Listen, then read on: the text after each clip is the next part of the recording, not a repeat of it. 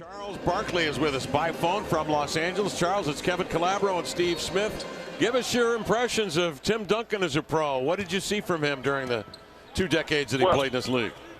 Well, I got you. Obviously, he's the greatest power forward ever.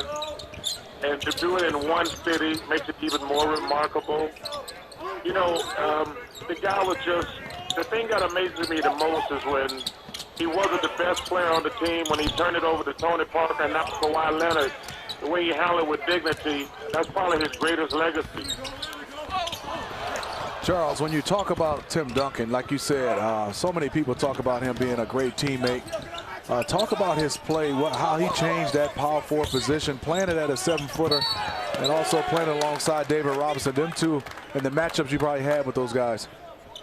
Well, you know, Smitty, I've always said that Kevin McHale was the best player I played against.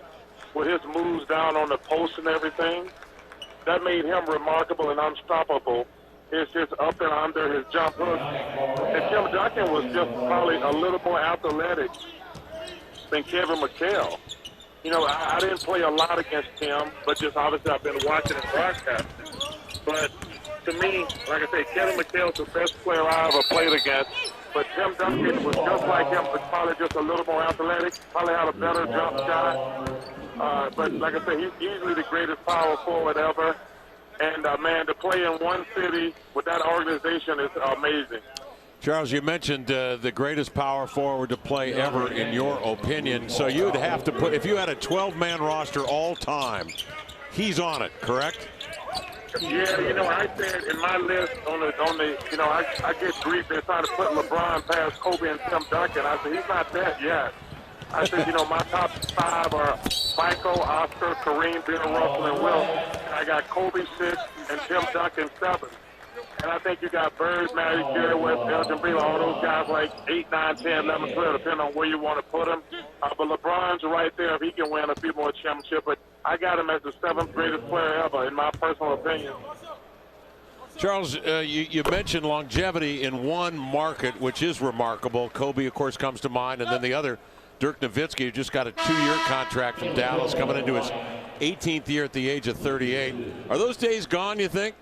Or are you going to see a guy that's going to spend, if, you know, good Lord willing, he can play that long, he's going to spend that amount of time in one market?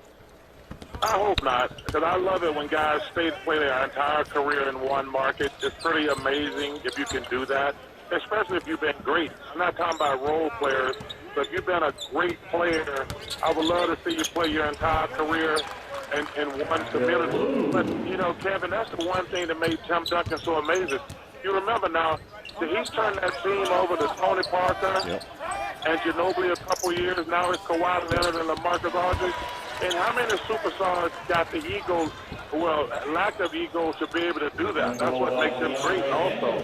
Charles, not only that, but the style of play, I think you would agree. I mean, you know, obviously when he was the focus, he's getting the post touches, and then when the 2 young guys come along, Ginobili and Parker, they want to get up and down the floor, they get into the passing game and running more, and he was able to adapt to that beautifully.